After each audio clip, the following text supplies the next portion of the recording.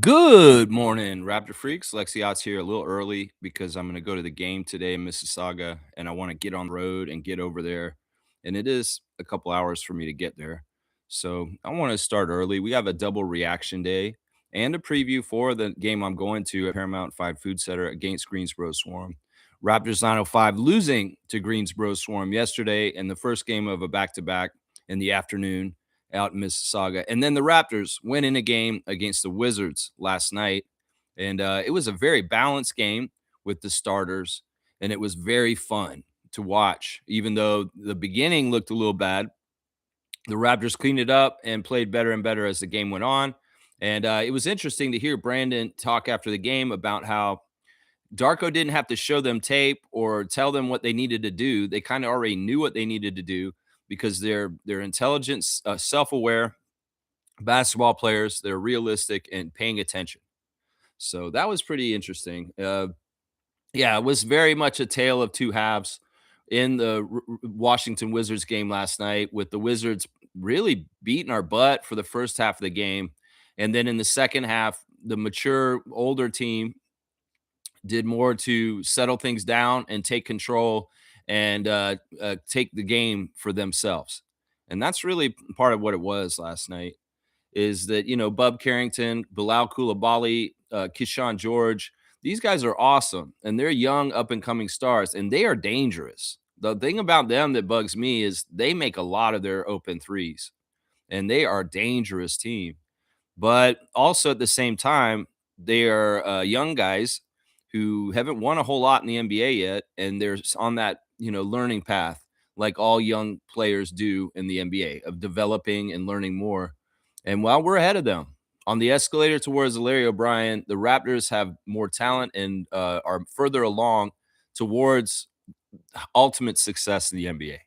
And that's what that is right there. So yeah, we're going to do everything a little early. I want to get done and out of here and out the door before 11:30. So I wanted to come in early. And I know that sometimes on these reaction streams, we can go a little long, especially if there's two games. So I will caution, I would like people to uh, respect the fact that I do want to end this stream around 11 o'clock for sure. So 2 hours and that's it. At 11, I got to be done because I got to jump in the truck and drive to Scarborough and then Mississauga. So, yeah. All right, let's see. Trevor J. first in with the words of wisdom. Thank you, Commissioner Fun. Trevor J. Life reflects what you focus on. Look at what's missing and you'll feel empty. Look at what's growing and you'll feel strong. Energy moves you where you place it. Put it into fear and fear expands. Put it into action and results appear. I love this words of wisdom.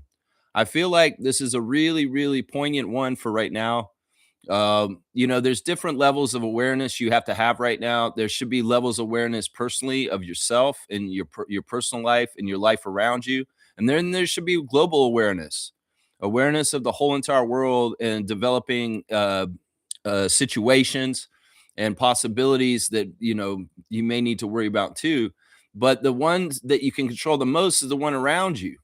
And in some ways, the one around you can ripple effect out into the world even more. So it can be tough, especially right now with war starting as of again yesterday, which is crazy, and all kinds of things kind of looming over us in the future that are not totally the best.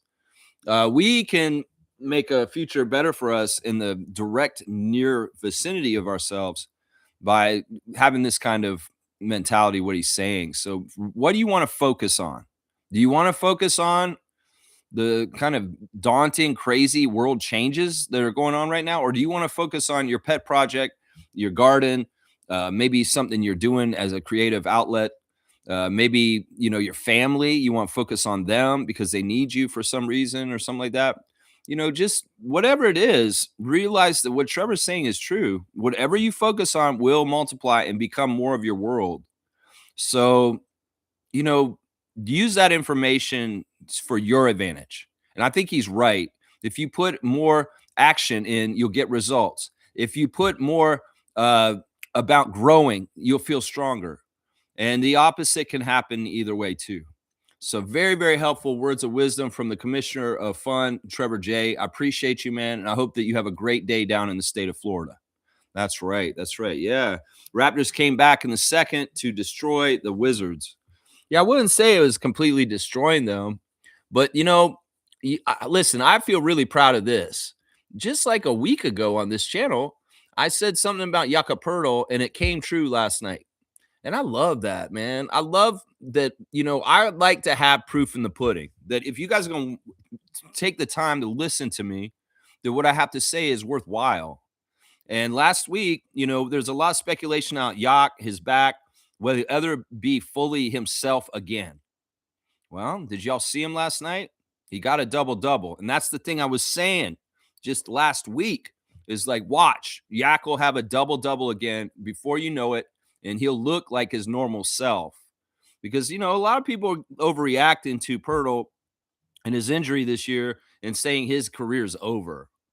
Absolute nephews that thought that Yak was done. First of all, the Raptors and their medical staff would be more aware of this and on top of things if this was a true reality. And, they would accordingly adjust. But yeah, I love to see this because I knew he was going to come back and have a strong game like this, and he did. He did. He had to hit the ground hard at one point. I'd never seen Yak have to take a second to come back up from sitting on the floor, taking a second to collect himself. That's not something I've seen with him before. So he has taken physicality and in there battling as our center. And man, I'm so happy to have him back. He's just so skilled. There's so many different things that Jakob does for our team. And well, it's no joke he got the chain last night. It's no joke. That is something I thought could happen. That's right. Trevor J saying this, the first time this season that barbecue Yak, all notorious barbecue Yak, with all starting five in double digits. Yeah. Yeah, it was very balanced. And I love it. I like what Matt and Jack said about RJ Barrett last night. RJ has struggled from time to time in recent games, partially coming back from his knee injury that he was out with. And, he had a tough first half last night. He did not look the best. He was missing a lot of shots. But by the end of the game, in the second half, he didn't give up. He didn't hold his head. He was an ultimate professional. And he had a big, huge second half, which helped us get above the other team and beat them. And that's something that people got to realize about RJ is, look, he's one of these kind of players that he can miss all of his threes the whole entire game. And then in the fourth quarter, he's going to bomb and out and make like 2 or 3 threes that absolutely put us over the top of the end. That's why, even if you think RJ is playing horrible for the game, he is worth playing late because he is like that. And in some ways, he showed it last night. The other guy that does things for us, that gets us swallow up leads the other team has is Mr. Quickly. His name is a good moniker for what he can do quickly is, get a lot of points for us and swallow up big leads that other team has and they disappear. That's one of my favorite tricks by the magician Emmanuel Quickly is that, there's a lead for the Wizards right now. Watch me wave my wand and make it disappear because I'm running around hitting threes and little teardrops in the lane and all kinds of stuff. Yeah, we're going to go over the box score and talk about each one of these guys individually on the box score. And yeah, the balance was awesome between the notorious barbecue Yak last night. Oh yeah, the balance was there. The balance was there and it was needed. Let's just put it that way. It was needed because the bench not doing a whole lot and Scotty playing on one leg. So it's very important that we get that. Yeah, RJ's here. Good morning to Randolph Phillips. Good morning to you, sir. I hope you're having a great morning so far. Lord's Day blessing. Blessings, beloved Raptors freak family. As you live life today, do not take for granted how blessed you are in light of the terror, injustices, and evil that's happening in the world. Love. Yes. Yes. That's part of the mirage. That's part of the thing. It's like, we do have easier lives on this continent in general. In some ways that's a blessing and that's a really, really good thing, but also we're out of touch with some of the real things that are happening around the world that just aren't right and aren't good. So it's tough. God willing, people won't have to feel these things in different areas around the world or anywhere in the world. But in some ways, we have to realize just how lucky we are, because this is not granted. This is something that can change, and we don't want that to change. Everybody wants to have security and safety and feelings like, they have a good future ahead of them.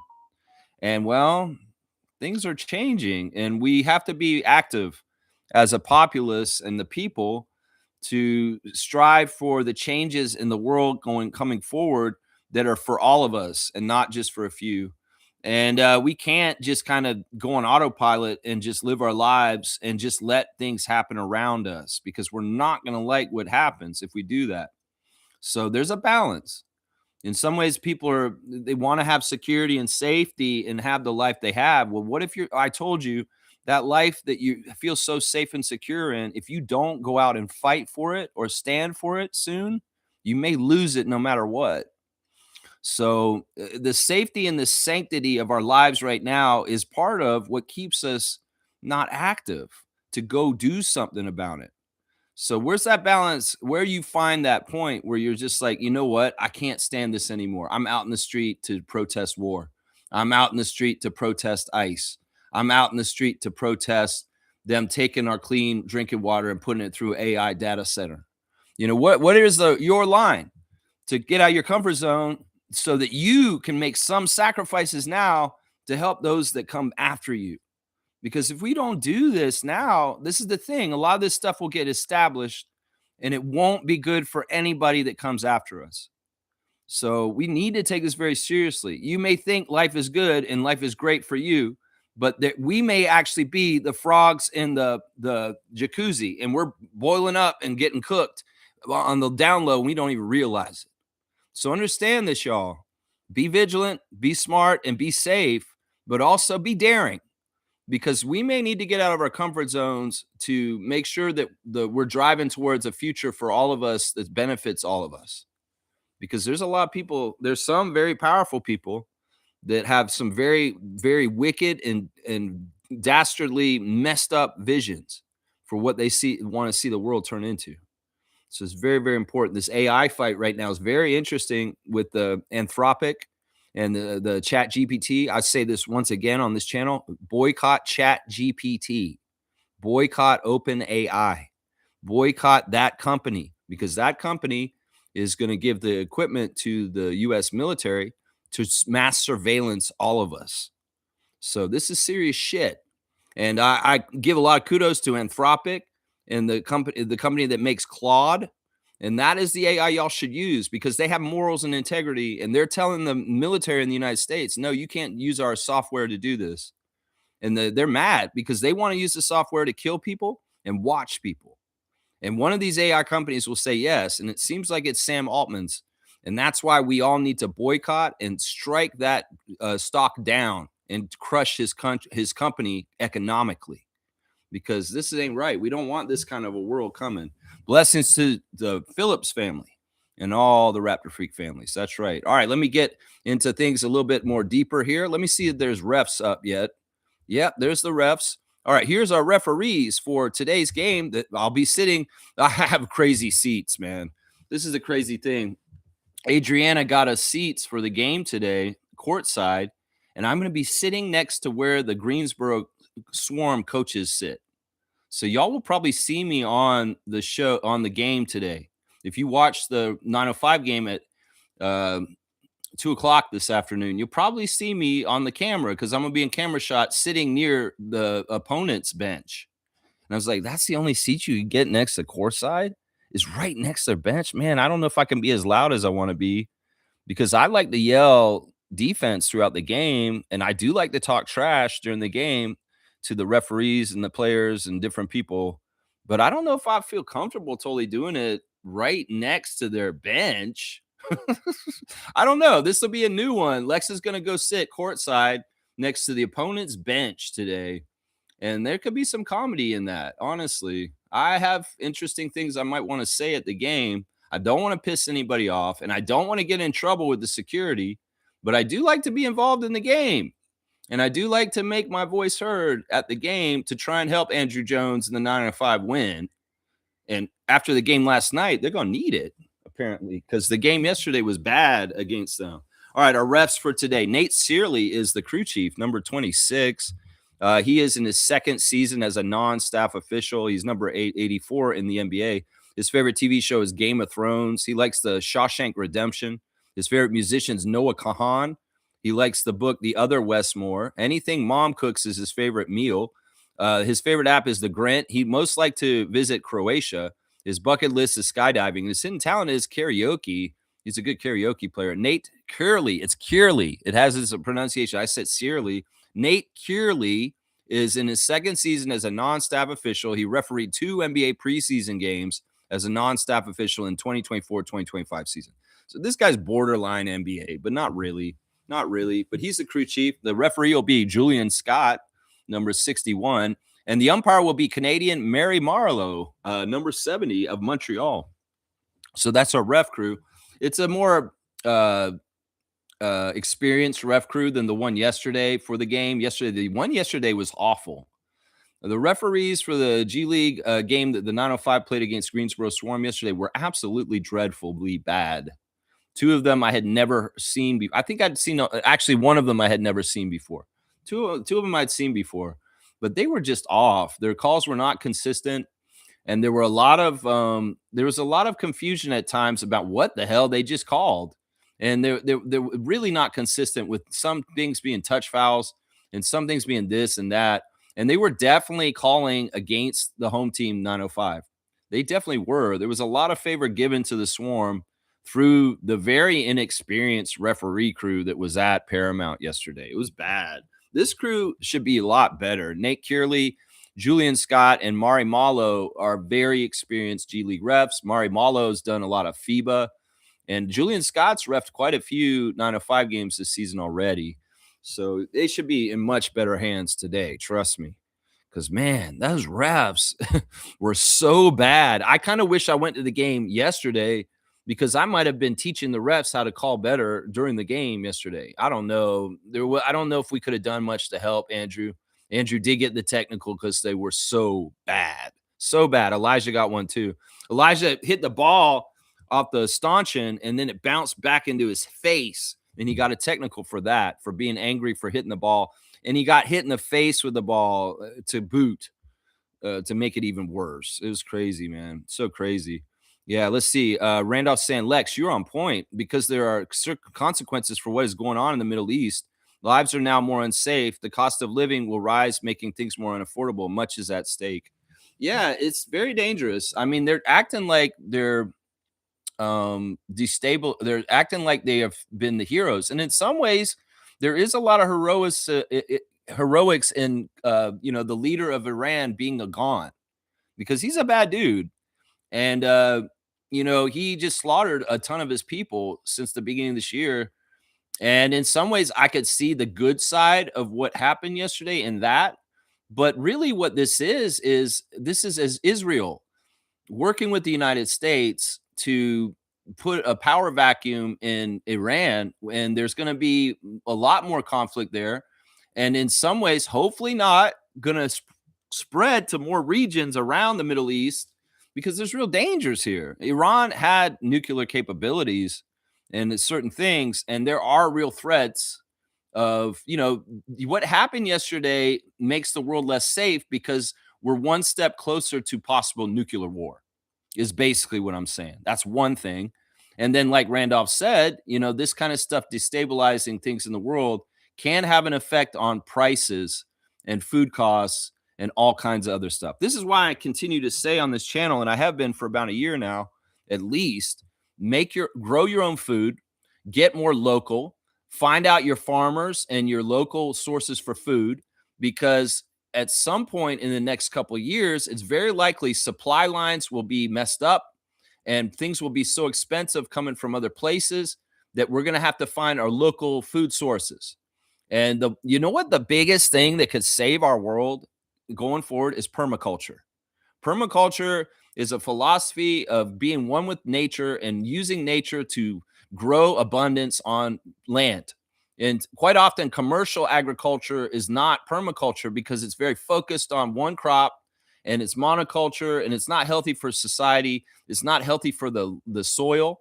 It's not healthy for us because they use pesticides and chemical additives and all kinds of stuff to try and get the best yield. The best food for you is food from your own garden yourself, and from co-ops, and from farmers markets and things like that. It's just that supply lines make it really dicey in the years to come. And it may be really smart to have your own food that you grow. You could grow one thing really well and bring it to the farmers market and trade it for other stuff too. This is all going to be something that we're going to have to rely on a little bit more, and it will be out of our comfort zone. Oh, there's a cardinal on my bird feeder. Sorry, shiny object. Short-term ADHD here. Yeah, I love that. There's a chickadee and a cardinal out there eating some birdseed right now. See, that's the stuff that grounds me. That's the stuff that makes me keep going. Right there. It's the beautiful natural life of nature. But yeah, anyway, getting back to what he's just saying there, man. Yeah, IQ is really good at basketball. I love this. Rejoice, rejoice, Emmanuel. We shall come to see his talent is real. Yeah, man.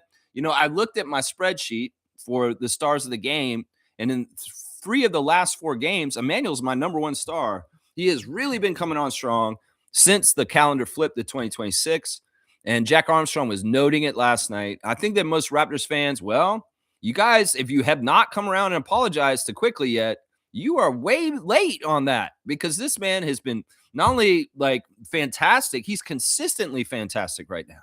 And we're getting a great balance of him playing a true point guard, along with shifting gears just a little bit to go into that 2-guard old school Emmanuel Quickly from New York. And it's a great balance. In fact, he's, as Brandon said after the game, Emmanuel's been consistent.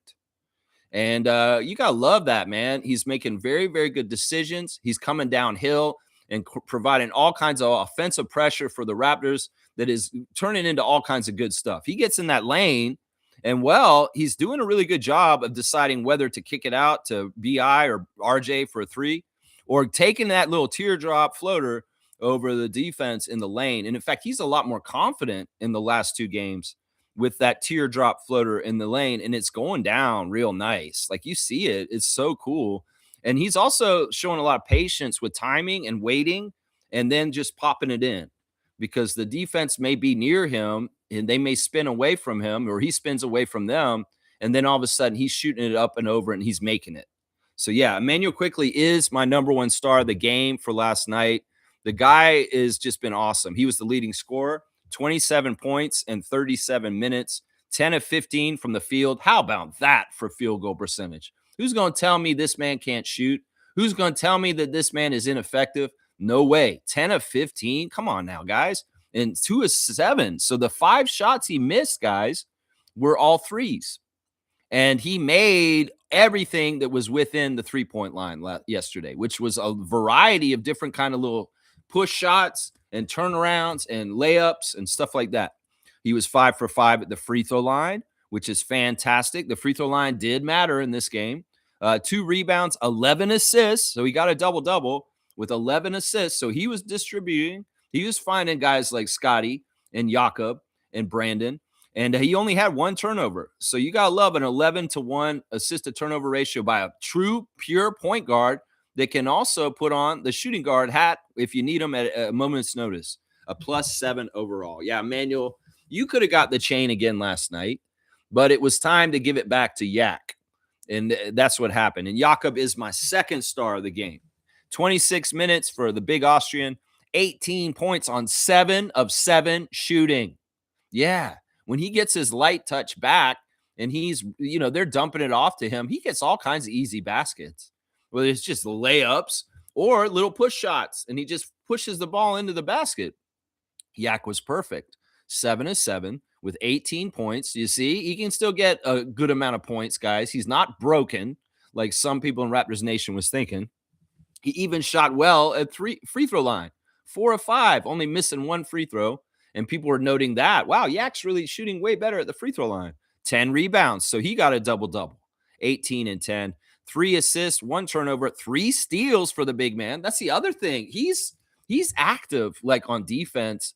In fact, there were a couple times where he swiped at the younger Vucevic and some of the Wizards and just took the ball from them because he's just strong and he saw the opportunity from his many years in the NBA. He's like, oh, he's got the ball right there. I could just take it. And he hits it or he knocks it loose and Scotty's picking it up, you know? So he had 3 steals and a block. So 4 stocks for Jakob and a plus 18, the highest plus minus of all the Raptors for last night's game. Yeah, he's back, guys. And, as long as we manage his back on back to backs, and, these 2 days off right now are very conducive and helpful for him to have good rest periods and recovery periods. So, yeah, Yak looks happy. He's smiling. He looks healthy. He's moving well. He's doing things the way he was doing them when he's really doing well. So I think he's man, I'm so happy. Let's keep him going health wise like this, man, for sure. My 3rd star of the game, and this is weird because these are the same 3 stars I had for the loss to San Antonio in a row. Brandon Ingram. Yeah, Brandon was fun. Brandon, it's a weird thing like this game. Y'all want to get into a gunfight at the OK Corral, Washington Wizards. You guys want to show up, young guns, like Val Kilmer and Emilio Estevez? Come in there with your floppy hair, Trey Johnson, and Bilal, you crazy ass OG Anunoby French guy. Listen, y'all can come in gunsling in the beginning of the game with your threes and flamethrow us with making shots, and Keyshawn George don't miss. I get it. Bub Carrington, yeah, you doing your thing. But, man, you guys got to understand, Brandon Ingram's your Huckleberry. Because this dude is on another level of what y'all are, maybe someday, probably not. But this dude's on another level of just a scorer. Just one of these kind of dudes, man. 34 minutes for BI. 24 points on 9 of 14 shooting. You got to love that. 9 of 14. 1 of 1 at the three-point line and 5 of 6 at the free throw line. 5 rebounds, 5 assists, 2 turnovers, 1 steal, 1 block, a plus 11. You got to love Brandon stat stuff in a bit. With 5 rebounds and 5 assists, he's looking out for his teammates, and he's going and doing his share of the rebounding. Plus a steal and a block to boot. Yeah, Brandon is continuing to develop and become a better and better player on the Raptors under coach Darko Rajakovic. And you got to love it, man. He's smiling, man. He's enjoying this. They could not lose this game last night. We were all, people in the Discord, we were talking about it. And we were like, man, if we lose this game, Nephew Nation's going to go crazy. Yeah. Yeah. And they probably did go crazy in the first half. They were probably talking all this crazy smack in the first half of the game while we were in trouble. Nephew Nation probably crashed out. So, yeah, we can't have this. And thank goodness Brandon Ingram's like he is to kind of stop, a travesty of justice happening where we lose the Wizards. And lose the season series to the Wizards too, because we did win that yesterday, 2-1. We do not play them again this year. Yeah, the 4th star of the game for me is RJ Barrett. It's the tale of 2 halves. Like I said, the first half, people were probably moaning and groaning about RJ. Oh, he missed again. Oh, he turned the ball over. Oh, I get that. And I want RJ to be perfect too, guys. But he's not. But you know what? He's our imperfect hometown hero who you will never, ever question what his intentions are for our team and what he's trying to do. He may not be perfect. He may miss shots from time to time, but he is trying his ass off. And I'll tell you every single time, whether it's Team Canada or the Toronto Raptors, I want RJ out there playing for me because he is just that kind of dude that he will say, I'll put you on my shoulders and I'll carry us and let's go. Let's go. Yeah, RJ, 33 minutes, 21 points on 8 of 15 shooting. 1 of 3 from 3, 4 of 6 at the free throw line. He did miss 2 free throws, but hey, 4 out of 6 ain't bad, Meatloaf, right? We can make that fraction go down to 2 out of 3, right? 5 rebounds, 3 assists, 1 turnover, 1 steal, a plus 12 for Rowan Barrett Jr. Yeah, I just like Jack said in the game, I just like how RJ, he didn't hold his head. He didn't get upset. He didn't get disgruntled or sad because he's playing bad. He just got better and played way better as the game went on, and he collected those points. And if you think about it, for him shooting not well in the first half, getting to 8 of 15 at the end of the game, that's pretty darn good because that's above 500, right? 8 of 15, it'd be 8 of 16 is 500, right? So if he shot so bad in the beginning of the game, by the end of the game, he's above 500 or above 50%. for shooting in the game. So you can't hate that. You can't hate that, Raptors fans. You can't. Scotty is my fifth star. We're just going to go through the starting lineup because honestly, they are the five stars of the game. Scotty playing on one leg, you could tell he's got that leg sleeve on his leg right now, and he's limping. You can visibly see him limping in the game. So some of his minutes are a little restricted right now. He'd probably be getting 30 plus minutes if he wasn't so hurt. And it's obvious that the Raptors have him on an under 30-minute restriction right now. 29 minutes for Scott.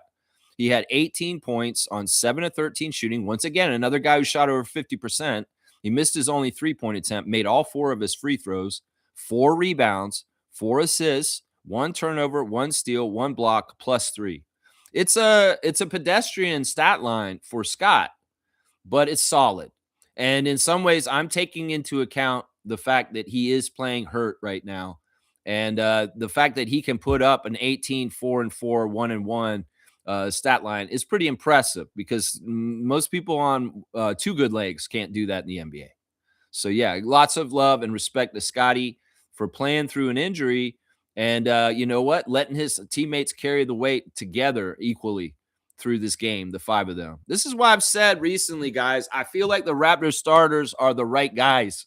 It's the bench we got to fix because you can see in a performance like last night how equal and egalitarian and how they're working with each other, no egos, and everybody's feasting and feeding at the table.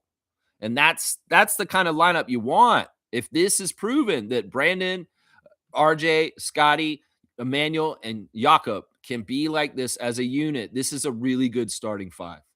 And this is that's why I'm saying set it in, let these guys get their chemistry growing, keep them together, and we will fix the team around them because it's the other guys that we could improve their spots. We really could. We'll go look at the bench and we'll do an honorable mention for Sandro Mamukelashvili. 16 minutes for him, 7 points on 3 of 5 shooting. He missed both his threes. He made his free throw. I love that every once in a while, Sandro gets a runaway train going, a Soul Asylum. That's right. Runaway train, never coming back. That's right. Emmanuel and Jamal see him. And he's just running down the court. They're like, oh, get it, Sandro. And he's just running like LeBron at the basket.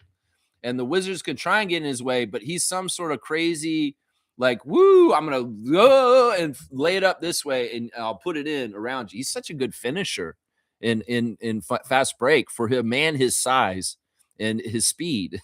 It's pretty amazing how Sandro makes these running layups on a fast break sometimes. It's like him and RJ are the 2 best at it on the team right now. I know Scotty's too. Scotty's really good at it too. But Sandro with that patented running layup at some point in the game last night, he made his only free throw, 3 rebounds, 1 turnover, 1 steal, a +3 for Sandro. We'll look at the other guys off the bench. Jamal Shed, 22 minutes, 7 points on 3 of 7 shooting, 1 of 2 at the 3, 1 rebound, 3 assists, 2 turnovers, a +9. So he had winning minutes. And, he's just solid in defense and just knowing the plan and playing within the scheme of the Raptors. He's not messing up. He's not causing us to look bad because he's not doing things right. He's solid. He may not go above and beyond and get you double-digit scoring or a lot of stats, but he's just solid out there. And if anything, we know Jamal Shed's doing good defensive stuff. That's right. Yeah, Jacoby Walter, 24 minutes, 6 points on 2 of 5 shooting, 2 of 3 from 3, 1 rebound, 2 assists, 0 turnovers, and even on the plus-minus. Yeah, Jacoby's good because, those 2 threes he makes are helpful, especially because we're a bad 3-point shooting team. And having Jacoby chip in 2 threes, even if that's all he scores the whole game, is extremely helpful because he spreads the floor and he makes people on the defense of the other side have to keep us honest, keep them honest because, yeah, this guy will hit a 3 if you leave him open. So we need more of that from those guys. Battle got out there for 17 minutes, and he hit 2 threes also, which was very helpful. 6 points for him, 2 of 4 from the field, 2 of 3 from 3, 4 rebounds for Jamison, but he was a -11. Still solid. And another DMP for Grady. And it sucks, man, because this is 2 games in a row where Grady has not played. And I like Jack's words of encouragement. Grady's not in there. It's like, well, Grady, your time's going to come again, and you better jump on it then. That is where you're at. You're at this a position where you're out of the rotation. You're waiting to get a chance again when your number may be called. And when you're in that situation, Grady Dick, you have to really take that brass ring when Darko gives you your next opportunity to get out there and absolutely wow him. This is the way to do this. This is the way people in the NBA have had to do this when they get put in your situation. You have to take everything you're feeling right now, sitting on the bench, watching the game go on, and direct it towards this energy that's going to be so wow, so good, and so amazing that people cannot deny you rotation minutes on the Raptors and you start to get back going the right direction. But right now, man, this is tough. You're on the outside looking in now, and you're not getting the opportunities you were getting just a couple weeks ago. And that sucks for him, man. That sucks. TJD got in for 3 minutes and he didn't do nothing, but got a -7. No stats at all. Yeah. So yeah, that's tough, man, for Grady. On the other side, I do want to note some of the Wizards, man. Those guys are an interesting team, man. They got 8 guys in double digits, which is crazy to me. 8 of the Wizards got double digits. Very balanced scoring all around. We'll look at Will Riley, the Canadian, off the bench. He was the leading scorer with 19 points in 35 minutes. He was wowing Jack Armstrong. Jack Armstrong's like, oh, this kid's got moves. He's got all kinds of stuff down there. Yeah, he was pretty good, wasn't he? Kitchener's Will Riley, 6 of 10 from the field with 4 rebounds, 3 assists, 3 turnovers, 19 points, -16. Keyshawn George, the other Canadian, 14 points in 15 minutes, 5 of 7 from the field, 3 of 3 from 3. Those threes were really impressive. 3 rebounds, 1 assist, and 2 blocks for Keyshawn George. Yeah, Scotty was shadowing George a lot of the game, and in some ways that's going to stop him a bit. And that's good because the dude is good. Like I said, I feel like he's the best Wizard. And man, he's got such a high ceiling. In some ways, we could start calling him Maple Scotty. You know, like we do Maple Jordan, Maple Mamba. Maple Mamba is RJ, and Maple Jordan is Andrew Wiggins. But I think this Keyshawn George is Maple Scotty. Does that sound like an apropos nickname, y'all? Seriously, because he has a lot of Scotty Barnes in him as far as his size, his strength, and his versatility. So Keyshawn George playing for Team Canada and having Scotty Barnes like talents, that's a good thing. That's a good thing. Bilal Coulibaly is an amazing player. And I get more and more impressed every time I see him. I felt like he tagged along with Victor just to get in the NBA. But no, this man's an NBA player on his own. And he really is got shades of OG in him. He really does. So, yeah, the other 2 young guns, Bub and Trey, yeah, those guys are pretty good too. And they're interesting to watch. They're a very entertaining team. So, yeah, good job. Justin Champagnie, annoying off the bench. The former Raptor blocking Scott at one point from behind. And I'm sure Scotty's going to hear from it from Jay Pangy with that block. Of course, Justin Champagnie is the inspiration for my Beaver son, Justin Beaver. That's right. But yeah, good to see Justin out there. And, you know, he's hanging in the NBA. He's an interesting career, really, Champagnie, because guys like him may not have stuck around and been in the league for this long, but he's hanging. He's hanging. So kudos to him. We could go look at the team stats real quick overall and see how the Raptors kind of pulled away in the second half. It was a big deal. We scored 36, 37, and 36 in the second, third, and fourth quarters.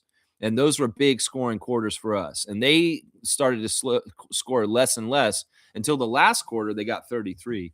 They shot 53%, and they were shooting a crazy percentage in the first half, way too high. And we needed them to miss more. And in some ways, we needed to stop making poor, sloppy mistakes and turnovers. In some ways, the Raptors 905 and the Raptors were mirroring each other yesterday, not playing up to their highest potential and playing carelessly and having needless turnovers and missing open shots. There was a lot of that in the first half. But unlike the 905, who didn't really have a whole lot of players to play for them yesterday, the Raptors were able to turn it around and fix stuff and get things running the right way in the second half. 60% from the field for the Raptors, 51 of 85. And I think part of that is not taking as many threes as the other team and really valuing getting inside for close baskets and also mid-range with Brandon and RJ and people and Scotty. and those shots. Scotty's shots were so awesome too. He's so on point with his turnarounds and shooting those little mid range now. Man, they're so awesome to watch. They're fun. The free throws, we did get to the line more than them, and we did make a lot more free throws than the Wizards. 85% the free throw line for the Raptors, only missing 4 free throws out of 27, and that's good. They did make 16 threes, and we only made 9, but we made up the difference with the free throws, and that was really important. Also made more field goals than them overall by the end of the game. Rebounding, even 35 to 35. There were maybe too many offensive rebounds for the Wizards with 12. Assist to turnover ratio. This is one of our key stats of the year. 31 assists for the Raptors, 10 turnovers. So that you do the math. That's 3-1 on the assist to turnover ratio. That's fantastic work right there. Meanwhile, the Wizards 23 to 14, and that is not 3-1. That is not even 2-1. That is closer to 1-1. Yeah, fast break points, 18 for the Raptors. That's good. They got out running a bit. Points in the paint, 68 to 56 for Toronto. So yeah, it's a good turnaround in the game. And I had confidence, even though they had a bad first half, and maybe some people were freaking out. I had confidence that the Raptors are a smart, well trained team to understand how they got to adjust for the second half to make sure they still win this game. And they did. They did. It was fantastic. And professional win, like the announcer said at the end of the game. This is a professional win. Don't let a dumb game slip to a team that's out of the playoffs. Make sure you get the job done and just get that W. That's right. And it wasn't as close near the end. We really did kind of separate and got some breathing room and felt pretty comfortable about winning this game, which was really, really good. Yeah. Yeah, let's see what else you guys are saying in the chat. Good to see so many people in the chat today. Jimmy's saying, how do you feel about Grady getting DMPs? Well, I would have done it to him sooner than now. I maybe would have done it to him last fall, but it's weird. I don't know if it's Darko listening to the noise. Maybe they've done analytics and they figured out, man, we're not helping him by doing this. There's all kinds of different things. It occurred to me this morning when I was waking up. Would it be worthwhile to send him to Mississauga today and have him show up? Because this is the thing. Andrew Jones is missing guys. He has nobody right now. And I know Grady's in his 3rd year, and he only went to G League in his rookie year for a couple games. He really wasn't there that much in Mississauga. But could it be that it is helpful for him to go down there and just have a tune-up game and gain some timing and traction and confidence from getting like a 35-minute game on the Raptors 905 and just trying to score as much as possible? And maybe that weapon helps the Raptors 905 beat the number 1 team in the Eastern Conference in the G League today, Greensboro Swarm. Is it too much of a turnaround that they fly in from last night to get him to play at a 2:00 game in Mississauga? I don't know. If I was in the Raptors organization, I would be asking Bobby and Dan Tolzman and them, should we do this? Because, we got to try and get him some traction and confidence some way. And it's not in the Raptors game right now because he got an offer in the last game he played. And now he's not played 2 games in a row. So it's tough, man. I'm feeling for Grady. I really am. Listen, this is the thing. If he thought the NBA was going to just lay out like a red carpet and he could walk right down it, that's not what this league is. And that's the biggest thing that's happening right now. He can be a smiley, happy guy with Carla in his life, but he has to realize the NBA is cruel and mean and tough and not nice. And in some ways, I think there's been a little bit of like welcome to the NBA moment on a delay 3rd year in for Grady Dick. And that's tough, man. I hate it. In some ways, I want him to be successful. I want him to kick a bunch of ass. And once again, I don't want to be right about him. I don't like being right about stuff. I only see things and I say them because this is what I feel and I saw. And when I graded Grady for the draft, I said, this is not an NBA player and we should stay away from him. But they drafted him. And then we've seen on this journey with him the first 2 years and now this year. And I don't want to be the ultimate one that was right. I don't. I want to be wrong about Grady. I want Grady to prove me absolutely fucking wrong and say, Raptor Streak, you're an idiot for ever doubting me, and I'm coming back and I'm winning. I want that for you, Grady. Seriously. It's just that my initial impression, my astuteness of watching basketball for 50 years, I analyzed him from Kansas, and I'm like, this kid's a joke. There's no way this guy's going to be an NBA player. It's like he looks like a middle school kid, and his body is not strong enough in some ways. He's not fast enough to play in the NBA. And those two things were the things that kind of like I was like, yeah, he's gonna have a hard time. There's a lot of the stuff he does in Kansas, he's not gonna be able to do in the NBA. And that's the stuff you may think that is so great about him. The biggest problem is his threes. He has to make these threes. And it's like we've speculated that his threes are messed up because he had to jack up his muscles for the team photos, but also for being strong enough to play in the NBA. But the muscles on his arms have messed up his slingshot shot. So he's not making them now. I mean, you better get in that gym and adjust and take as many shots as possible and all the time. It could be also maybe Grady's not as hard a worker as somebody like Pascal Siakam or DeMar DeRozan. And in some ways, you may think it's easy and you can just do your daily routines that you always have since you were at Sunrise and then Kansas. No, this is another level. You have to amp this up. And if you're too much in your Gillette stuff and your other extracurriculars, spending time with Carla, I don't want you to second guess your life, Grady, but you might need to go hyper intensive. You might need to go talk to Emmanuel and say, what do you do in your life that makes you so consistent in what you're doing in your life? Bro, you have to be like this, this, and this, Grady. And if you're not doing it this way, you're not going to get the results that I get. See, that's the thing. I get a little bit of a feeling that Grady is not working as hard as he should to get the best that he can get. And that's the stuff I'm worried about right there. Yeah, yeah. Jimmy's saying, I forget how lucky we are to have Ingram. He's so talented. Yeah. Yeah. And they were talking about that in the broadcast last night. There's guys that can make open shots, and that's at least the basics. Like if you're gonna be in the NBA, you have to make open shots. Now, some guys are good at making contested shots, and some guys are good at making fully contested double team shots. And Brandon Ingram's in that last category because he's like that. That's the craziest thing, man. And in some ways he's predictable. In some ways he's kind of like, yeah, maybe we're relying on him too much in isolation and one-on-one situations. And we're not going to be able to do that in the playoffs exactly. In some ways, I'd like him to find his shots off of other people instead of him trying to derive his space off of defenders.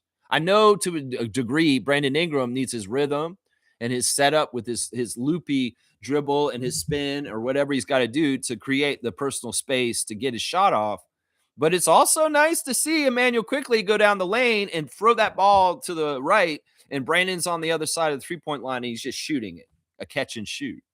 So, I mean, that's the thing with him is we got to figure out the balance of Brandon being in isolation and trying to create his own shot and being off ball and getting shots easier in some ways because Scotty and RJ and Emmanuel are collapsing the defense in the middle of the paint. So that's a big part right there, man. That's right. Yeah, that's right. Let's see. Mr. Quasimodo's here today. Good morning, Mr. Quasimodo. Thank you for the subscription, and I hope you're having a fantastic Sunday morning. Let's see what he's saying here. He's saying I'm not happy with what they're doing with TJD, but I trust in Darko. Yeah, you know what? Once again, I people have been asking me why aren't we playing Trace more? And some people are thinking, oh, he's taking Jonathan's spot and all this stuff. And I was like, no, that's not it. And Trace, there's two things that could be happening here.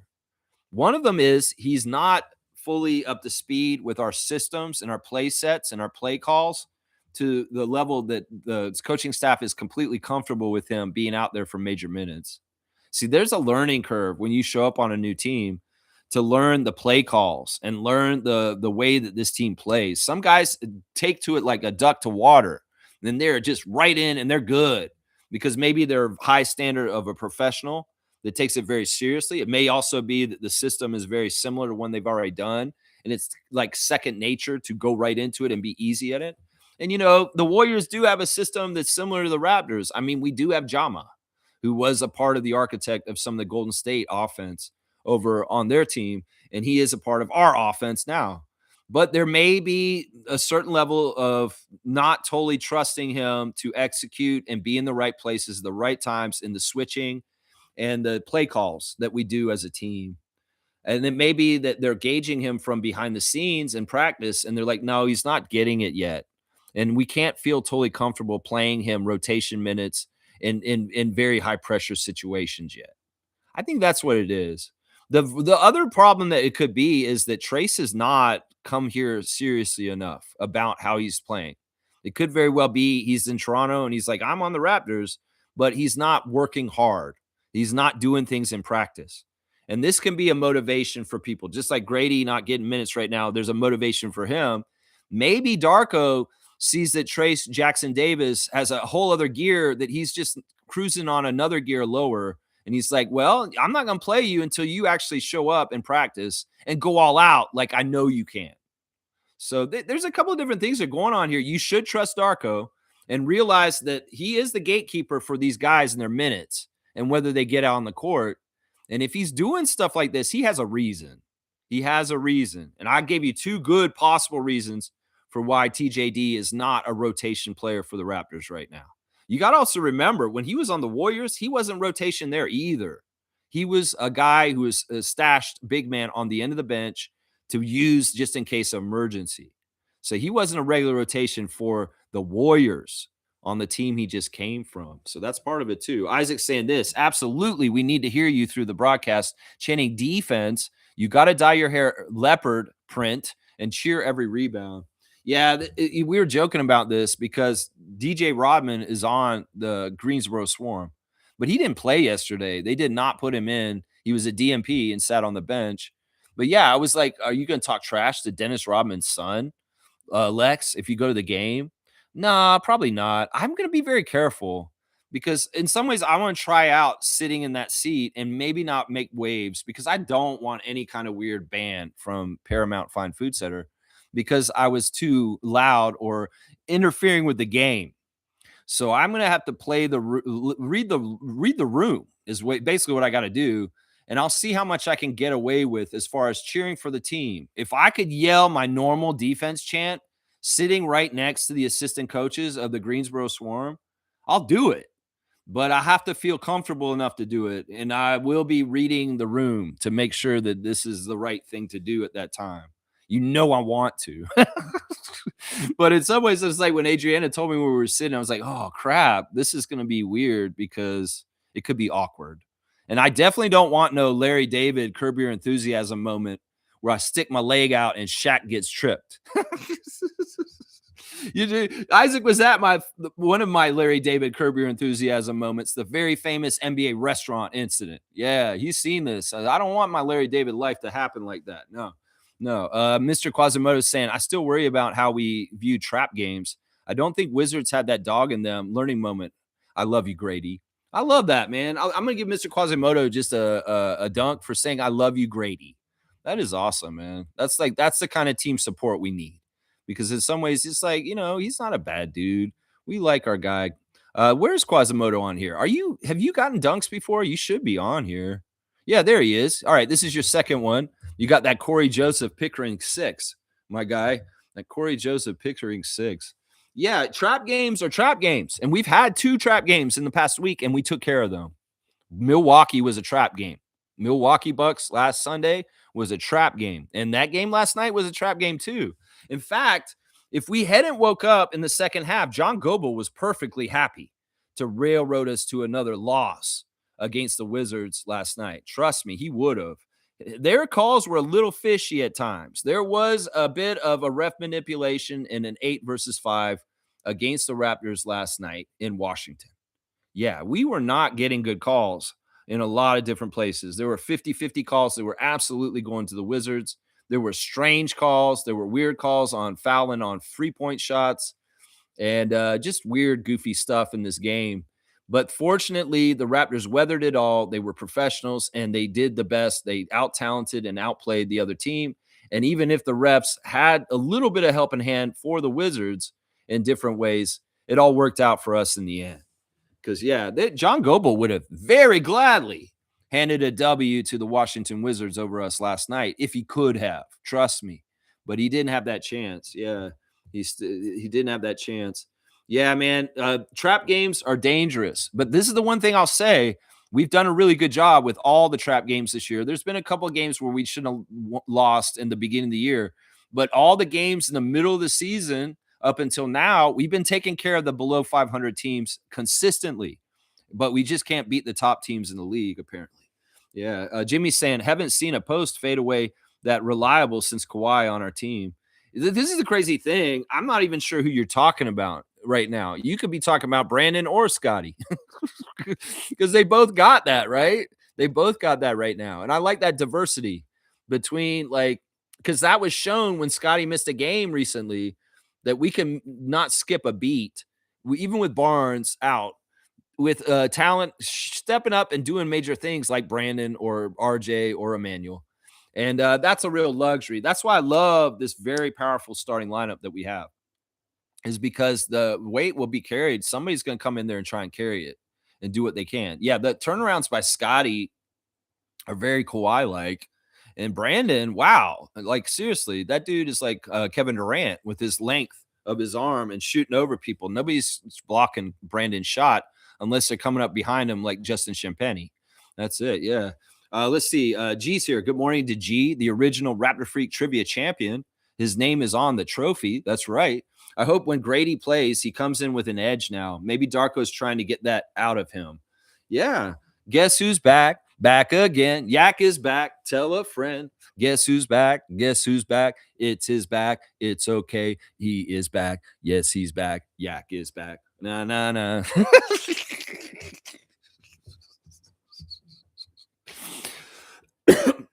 I do want to see Grady do way better. I do want to see Grady give a shit about his NBA career. I do want to see Grady come out there and bomb and make like 5 threes in a game. Mm-hmm. Yeah, I do. Grady, get pissed. You feel unhappy about this? You sitting on the bench like this? Do something about it when you get your chance. When you get back out there, don't look back. Just go crazy and hit your threes. And if you need to practice shooting your threes, if you're saying, sorry, Carla, I'm not coming home, I'm at the gym all night, do it. Put in 1,000 threes as much as you can. I know it's hard during the season and you're trying to stay in shape and stuff like that, but man, you've got to find your shot again. You have got to find your shot again because your shot is your career. And that is a big, big, big thing right there. That's right. Fiercey's here. Good morning, fam. And happy Sunday. Happy Sunday to you, MJ. I hope you and Fiercey Jr. are having a fantastic weekend and a great Sunday morning so far. There's a Yak on hers. She posted that. Yeah, that's right. G saying, re-sign a 10-day with the Wiz. You called it. Yeah, this is unfortunate. He was on the bench for the Wizard last night. Did you see him sitting over there? Julian Reese. You know, it's a homecoming because he went to Maryland. And the Wizards are very happy to have him. I was telling the Wizards, don't sign Reese, sign Sar. Get the brothers back together, Olivier and Alex. But no, they didn't listen to me. They took Julian Reese from us. And I'm kind of mad about this. I'm pretty pissed off about this, honestly, because I really like Julian Reese. And I think that he could have been very helpful to the Raptors. But alas, the Wizards have dibs on him now because a two-way is not a 10-day. This guy is in their plans for next year. And he's going to be coming into their training camp, and he'll be a Wizard next year too because of this contract. And that sucks, man. In some ways, I'm mad at Bobby and Dan Tolzman and Luke Wynn for not tying him up. They didn't listen to me, obviously, because I've been saying this for 3 months. Julian is the keeper. And well, the Wizards were listening to me, I guess, and they went and got him. It's too bad. It's too bad. It is what it is. It's not a 10-day. It's a two-way. He's on a two-way, G. It's not a 10-day. He's not there for a flash in the pan. He's going to be on their roster next year because it's a multi-year two-way. He's here two-way for the rest of the season, and he will be in their training camp as one of their 3 two-ways next year. I think that what they did was they converted Vucevic. Tristan Vucevic was on a two-way, and they gave him a full contract, and they took the two-way that was on Vucevic and put it on Reese. That's what it is. Yeah. Smooth Sand. Yeah, this is interesting. I'm glad you brought this up, Reggie. Even though this isn't Raptors related news, this is hilarious. The Atlanta Hawks are celebrating their local strip club, Magic City, at their March 16th game against Orlando. Unreal, man. This is per David Aldridge. Honestly, Adam Silver is shocking me. Yeah, I thought this, there's so many stupid parody accounts out, like Ball Sack Sports and all this stupid shit. It's absolutely just jokes and satire. And I hate those accounts because they try to come across as real accounts that are telling real news. And to me, I just don't follow any of them. In fact, we get stuff put in our Discord from those accounts. And I'm like, why are you posting this? This is satire. This is not real. And when I saw the Magic City thing, I was like, that's what I thought that was. I thought it was just a made up joke that somebody made it, but it's real. It's real, y'all. The Atlanta Hawks are truly doing a theme night with Magic City, the strip club in Atlanta. And yeah, this is where we're at. The gambling degeneracy, the presidency in the shape that it is, and the Atlanta Hawks are openly collaborating with Magic City, the prominent strip club in Atlanta that is well known with James Harden his wings, and other players like to go to Magic City. It's almost like let's not even hide it that the NBA is connected to Magic City. Let's go ahead and celebrate it in the middle of a game with a Magic City theme night. We're doing WWE night and Buffalo Bills night up here. And in Atlanta, they're doing Magic City night. You guys should have gotten James Harden. That would have been even perfect if you guys had traded for James Harden. He was an Atlanta Hawk right now. Man, that night would have been perfect right now.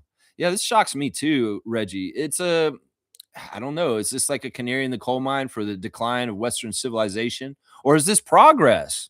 And some of this is like, Magic City's a reputable business. It may not be a Christian, wholesome business, but it is a business in Atlanta and it's prominent and there is, connections to it. Is this a kid friendly night? Or are we going to have go-go dancers at halftime and maybe a little selection of what you can get at Magic City out on the court? A little show? Yeah. A little private dancing? I don't know. I don't know what they're going to do with that. How do you do a Magic City theme night?